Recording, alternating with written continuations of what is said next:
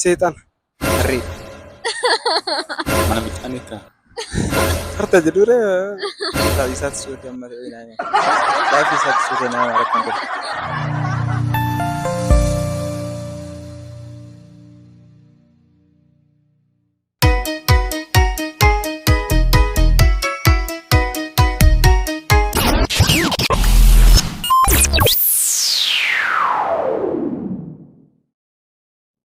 Ashama akkam jirtu kabajamtootaa fi daawwattoota keenya nagaan keenya kabajaa fi jaalalaa bakka jirtanitti isin haa qaqqabu jecha har'as gaa sagantaa keenya eegallee jira. Akkuma kanaan dura namoota tokko karaa irra deemnee gaaffii gaafanna hagam hubatanii hagam beeku hawaasni kun yaada nuun kaasnuuf kana kan jedha hawaasaa wajjin turtii taasisna nu faana tura itti bashannana irraa baradhaan afeerraa keenya qopheessitee qindeessitee kan isiniif dhiyeessitu Anree Hobot Bulchaati ogeessi kaameeraa keenya Oliyaad Taakkalee nu faana jira turtii gaarii.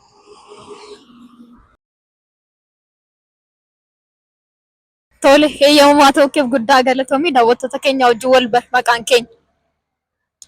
Yankii Qalbeessaa. Maamush. Barsiisaa. Barsiisaa eenyu? Tololaa. Qaasim. Gaaffiin keenya jalqabaa akkas jedha. Waaqayyoo fi utuu xalayyaa barreessi jedhamteeti maal jettee barreessitaa? Galatoomi.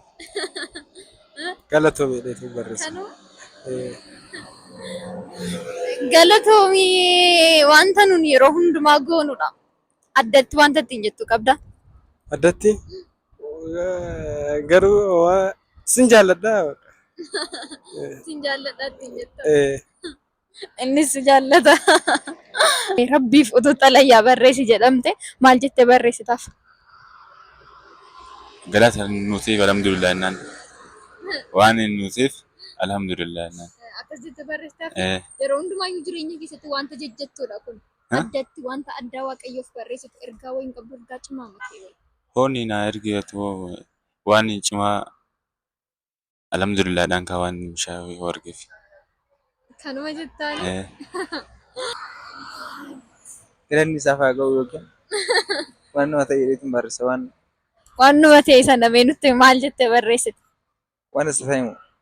Galanni isaaf haa ga'u yookiin waan fuulduraa dhuftiin nu ga'e jedheetu barreessa. Waan fuulduraatti hin nagee wanta jettu addatti maal qabda? Waan akkam. Jechuun gara fuulduraatti aanaa ga'u waan jettu wayi maal qabda? Yookiin ammoo waan itti na haa ga'u barbaadu tokko yookiin fuudha yoo ta'e yookiin gara biraa deemuu ta'e yookiin waan bituu barbaadu yoo ta'e yaa Rabbi ittiin na ga'e jedha. Kanaafuu ittiin na ga'e jechuun barbaachisaadha. Akkas jettee barreessitaaf jechuudha. Waaqayyoo kan uumaa nu bareechitee wayiin ammoo jireenya gaarii kan itti nu jiraachisaartu jennee galatooffanna. Galateeffatta. Waan jettee kadhattu yookiis immoo xalayyaa addaa yookiis galateeffannaa amma yeroo hundumaa wanta nuun jireenya keenya keessatti gochaa deemnudha miti. Addatti garuu maal jettee barreessuuf barbaaddame? Waaqayyoo guddaan si galateeffadha. Galateeffannaa waa qofaadha kanatti barreessitu? Ayi garuu waa baay'eedha. Keessaa mee muraasa nutti? Keessaan ammoo baqa uumama hundaa yoo kan na argisiifte baqa guddaa galatoomii jedhee barreessuu hin danda'a. Gaaffiin keenya lammataa akkas jedha. Yeroo hundumaa kan nyaatu kan hin quufne maalodha? Harreedha. Harreedha. Akkasii? Dhuguma. Sirrii wanti beektaa garuu? Sirriitti soon beeknis garuu kan beeku amma beeku irraa miti. Harree mala jettee yaadda? Akkasuma jedhee yaada garuu warayya. Dhugumaan. Harree nama wantoota tokko nyaachuu dhiisuu hin danda'amu hin quufa jedhee yaada akka kootti akkamittiin harreen quufuu dadhabame? Siin yoo baatu siin eeddi.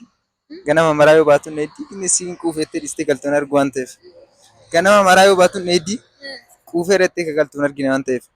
Ani doonanii margin jette harreen isa jedhaniif jette maate garuu sirriitti waan beektuufdha. Sirriitti waan beektuuf immoo mammaaksicha dhageesse jette. Mammaaksicha dhagee osoo hin taane kun waanis ija kiyyaanis qabataman arge osoo innaa baatu sannaa galtus kanuma hedduu argaa kanaaf hin jedhe.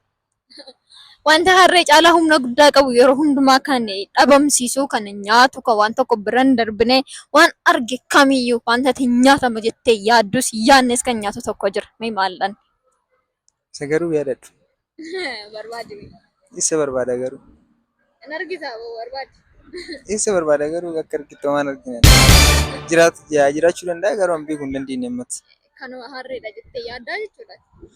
Kanas nyaatee hin qubne garuu harreedha jedhee yaada kanan biraa immoo waan nyaatee hin qubne hin beeku. Maal jennee yaana? Kan qubne harri akka harreetiin kan nyaatu jechuudha. Maal namni nyaata nama quufaa kan qubne ammoo akka harreetti ilaalamaa ture harreen waan nyaatuuf. Harreen lama waan argate harreen wanta nyaata fakkaatu qofa kan inni isheen nyaattu nyaataan alas humni wayii tokko gaafatti dhufu waan kamiyyuu waanuma inni dhiisuu hin qabu wanta kam yoo ta'e nama nyaata maalidha jettee yaadda? Namni nama waan akkasitti nyaatu nama hin jennu yoo nama jedhamaree akka waan garaan qubne jechuudha. Namaa miti jennee yaadna. Namaayyuu nama. Nama mitis. Akka namaatti hin jiraanne jechuudha. Waan baqaa jechuudha. Beelladdoota waan garaagaraa jechuudha. Waan nama. Isa sibbee garuu nama miti siin jedhee amma ta'e deebisaa yoo sitti maal jira warra kaanitti maal olleen na argina. Ammoo baafii humnaan galii. Rasii deebi'u. Yeroo hundumaa kan nyaatu kan hin quufne maaloodha?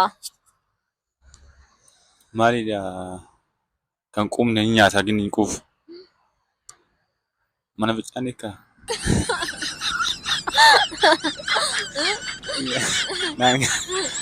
Nama ta'ee namni nyaata hin qubne hin jiraatu hin jiru. Hin jiraatu. Namni naan galii akka yaadni naan galii. Si adarbu? Namuma ka. Namni yeroo hundumaa nyaata hin quufu namni yeroo hundumaa Namni yeroo hundumaa fayyadamaa miti. no akkas jechuutu hin taane wanta argate kam namni amma ganama yoo nyaate amma guyyaatti nyaata. Harreedha. Harreedha. Kan eeggise ganama nyaataa hin galgala harreedha. Harreen amma fakkeenyaa fi wanta hundumaa nyaatte hin nyaattu ka inni garuu wanta inni dhiisu tokkotu hin jiru. Hunduma isaa argate naannuma nyaata. Seexana. Seexanadha? Akkamitti? Inni bakka waanuma arge ka dhiiga namaallee haa ta'u wantuma arge bakka nyaachaa deema. Seexanuma ka. Seexanuma ta'a. Yaali meeshaa tokko siin laata.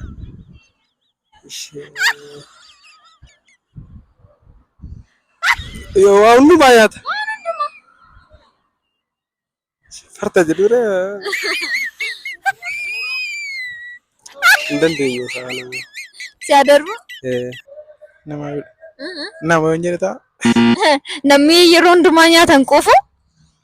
Ayi garuu yeroo quufu san qabaa itti deebiin nyaachuu hin danda'amiti. Kun yeroo hundumaa nyaata waan argate kamiyyuu biraan darbu. Yeroo argatetti jechuudha. Maaloodha wanti sun? Maal jechuu qabna? Bishaan yoo jennu ta'a.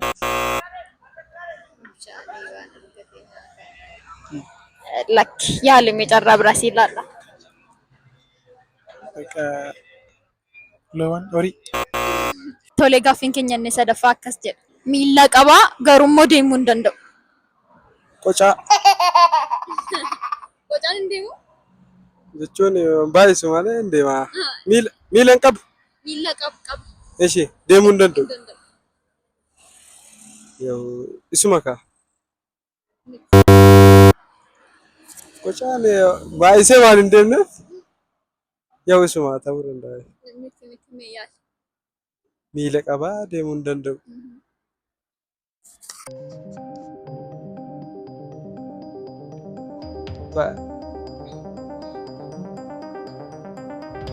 Naaf hin deemu. Naaf hin tolu. Hin galu. Jannaan banneeru maalidha yoo yaadadhe? Maal natti fakkaata garuu? Hin beekne bakka. Yaalimee yaali. Yaali garuu amma kana hunda waan naa deebi'aatti. Yaala irraa garuu Daqiiqaa muraasa sekondii muraasa si ilaannaati mee yaali. amma sekondii meeqatti? Baay'inneeru. Maal abbee heeyyamamtee tole jettee dhufuun kee waan guddaadha. Itti yaadi. Miila qabaatee waliin deemu. Miila ni qaba garuu. Beekni garuu. Adarbu? Adarbu bakka hin beekne. Adarbu? Nyaatu? Garamitti yaaladee mana yaalii amma siqilchi waa kana kan danda'u. Achi booda garamitti yaalala. Miila qabaa garuu hin beeku. Utubaa. Utubaa. Mamiin na qaba. Miila qabaa hin dhaabata miti. Dhaabbata wanti dhaabbatu hunduu miila qaba jechuun danda'u. Garuu miila qaba hin deemeetti. Miila qaba gara hin deemu. Muka. Mukti hidda qaba malee miila qaba jechuun dandeenya. Innaa wanti lafa dhaabatu hundinuu miila qabachuu danda'a. Injini wanni lafa dhaabatu hundinuu miila qabachuu danda'a. Hin dandeenya akkamittiin. Wanti hundumtuu dhaabbatee fi miila qaba jennu ta'a. Biqiltuun tokko man dhaabbata miti miila qaba jennaare hidda qaba malee.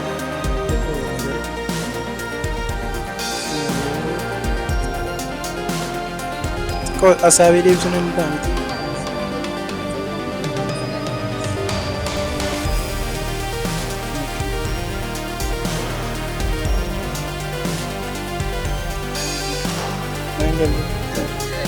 Si adarbu? Nah, bener-bener. Miila qaba hanji. Naacha.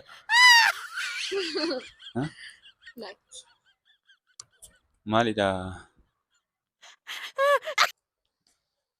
Nama maal jechuudha? Buufata uumama. Miila hin qabu iyyuu. Miila hin qabu kan immoo. Miila hin qabu hin deeman immoo. Faallaa kanaati. Qocaadha. Isa dhuma. Carraa isa dhumaati kun. Isa dhumaa irratti yaadadhuu himaa.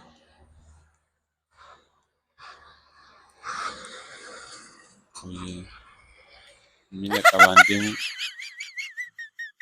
waan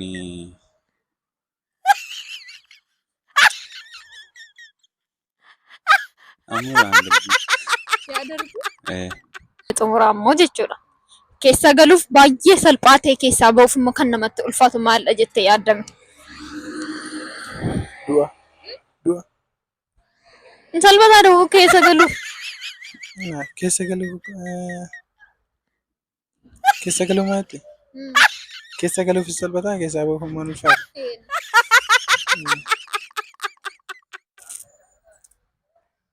Nan galle gaafichi. Dandeenye. Dandeenye. Yaali. Duuma inni fudhanne. Duumattee fudhatte. Keessa galuudha. Maalidha wajjin yoo yaadadhu? What? Maalirraa akka maddu maalitti akka dhiyaatu naa himuu dandeettanis? Walakkaasaa sitti himneennaan immoo akka waan deebicha sitti himneen ta'ure ammaa. Caafii isaatti siyooti amma ta'e naa hima. Caafii isaatti siyooti naa hima rakkoon qabu.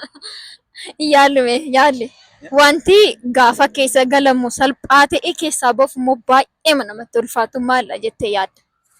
Maadha garuu jalqaba isaa osoo na gaafsistanii isin himuu danda'a garuu maal jedhee yaadara? Lakki yaaluu fi makee. Naa garuu miti yaada.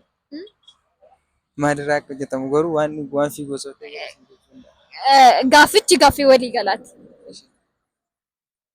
Gaaffii dimshaashasa jedhamu jechuudha. Gaaffii walii gala dimshaasa ta'uu isaa hubadhiituma garuu namni baay'ee gaaffii beeku yoo ta'e an tokkichi waan beekni gaafachuu mirgaabaa miti garuu gaafachuu hin danda'amu miti garuu waan tokko waan nan galle yookiin jalqaba yoo sonaa himtanii xumurarratti beekuu hin danda'amu. Karaa biraan immoo deebisaa sitti maarraan ta'uudha amma abbaa biyyaa. Akkas dhaama. Hunda isaatti sun xumurre jalqaba isaa yookiin waan inni ta'u hin deema yookiin dhaabbata waan ta'u wayii. Akkamittiin irree amma fakkeenya. Yookiin waan nyaatamuu danda'u wayii yookiin waan dhuguu danda'u wayii jettanii sanaa. Hin danda'amu kaa isa immoo. Namaaf hin dandeenye akkam godhare hunda isaa hin dandeenye akkam godhare.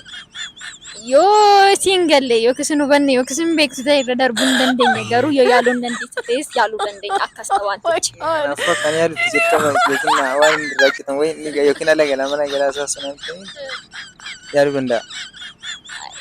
Sitti meem jalqabuma yoo hubachuu dadhabde malee. Mataa isaa yookiis immoo ala galaaf mana galaa fi bakkee galaa isaa yoo sitti himnee fi. Akkasitti malee naa galuu hin danda'u yookiin naa. Irra darbina kan dhabe mucaan kun inni sabaa wajjin walii gallee dhiisna malee mataa ishee sitti himuu hin dandeenye. hunda isaa dhabin danda'amaare. Hunda isaa dhabee hojii hin danda'amaare garuu yaadee dhabee. Maal goona ree gas ta'uu dhabeeti ree. Maal goona ree.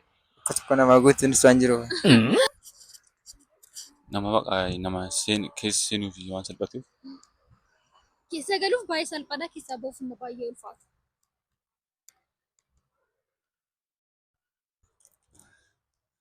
Keessaa bahuu fi ulfaataa waan ta'eef wannoodha. Maali nama hidhaa jechuudha nama hidhame. Seenuuf waan itti salphatuuf innaa bahu keessaa bahuu waan hin dandeenyeef.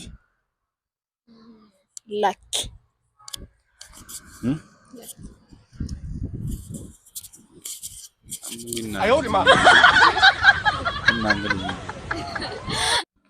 Gaafa keessa lixan Baay'ee salphaadha. baay'ee salphaadha. Keessa bahuuf ammoo Baay'ee ulfaata. baay'ee ulfaata. Du'a jennuun ayyee rakkoodha moo akkam? Situ beeka gaasitu natti anatu si gaafachaa jira situ natti hima. Rakkoodha. Gaafa keessaa ba'an Gaafa keessa galan ni salphata gaafa keessaa bahuuf jedhan immoo ulfaatani rakkoodha. Dhuguma rakkoodha. Ulfaata dhugaa argatteetta so eeyyamamaa ta'uuf guddaa galatoomii daawwattootaan waan jettu yoo qabaatteef dhaamsa qabda. dhaamsaan qabu hunduma isaaniiyyuu hordoftoota nu daawwataniif baay'een isaan jaalladha. Dulli asumaan akka deemanii nu jaallatan kanuma isaanii dhaamsa ergadha. Baay'ee ulfaadha. Eeyyamamaa ta'uuf guddaa galatoomii maqaa daawwattoota keenyaan guddaa si galateeffadha. Eeyyamamaa ta'uuf guddaa galatoomii maqaa daawwattoota keenyaan guddaa si galateeffadha. Eeyyamamaa ta'uuf maqaa daawwattoota keenyaan guddaa si galateeffannaa. Egaa turtiin qabaanne kana fakkaata ture akkasin irraa barachaa itti bohaaraa itti bashannanaa turtan homaa tokko shakkii hin qabnu gaaffiiwwan turaniif deebisinii ilaannaa gaaffiin jalqabaa akkas jedha. Utuu waaqayyoo fi xalayyaa barreessi jedhamte maal jettee barreessitaa kan jedhu ture egaa namaa namatti gargaaradha yaada isaan nuu laatan hundumti keenya dhaga'aa turre isin immoo maal jettanii barreessitu koomeentii irratti nuuf barreessaa utuu waaqayyootiif xalayyaa barreessi jedhamtaniiti kana ture gaaffiin keenya jalqabaa isin immoo koomeentii irratti nuuf barreessaa. Gaaffiin keenya inni lammaffaa immoo yeroo hundumaa kan nyaatu maaloodha kan jedhudha yeroo hundumaa kan nyaatu waan kan birayyuu kan hin darbine abidda wanta argate guutummaa guutuutti kan bal'eessu kan barbadeessu abiddadha jechuudha. Kanaafuu deebiinsaa abidda. Gaaffiin keenya inni sadaffaan immoo miilla qabaa hin deemu hin socho'u kan jedhu ture. Miilla qabaatee wanti hin deemne tokkoffaa teessuudha akkasumas siree yoo jenne hin dandeenya kanadha jechuudha. Xumuraa immoo keessa galuuf baay'ee salphaa ta'e keessaa bahuuf immoo kan ulfaatu maaloodha kan jedhudha. Keessa galuuf kan salphate keessaa bahuuf immoo kan nutti ulfaatu rakkinadha. Rakkina yeroo baay'ee gaafa keessa galan namatti mul'atu keessaa bahuuf garuu gatii guddaa nama kaffalchiisa waan ta'eef akka rakkinatti hin gallee fi of eeggadhaan dhaamsa keenyaa turtiin qabaanne kana fakkaata ture yuutuubii keenya subscribe like share gochuu hin dagatina akkasuma sagantaa keenya Gilgaalaa daawwadhaa isiniin jenna torban akka deebinee wal agarruutti nagaan nuuf tura qopheessitee qindeessitee kan isiniif dhiyeessitu Andree Howwat Bulchaati ogeessi kaameraa keenya Oliyaatti Akkalee nu faana jira turtii gaarii.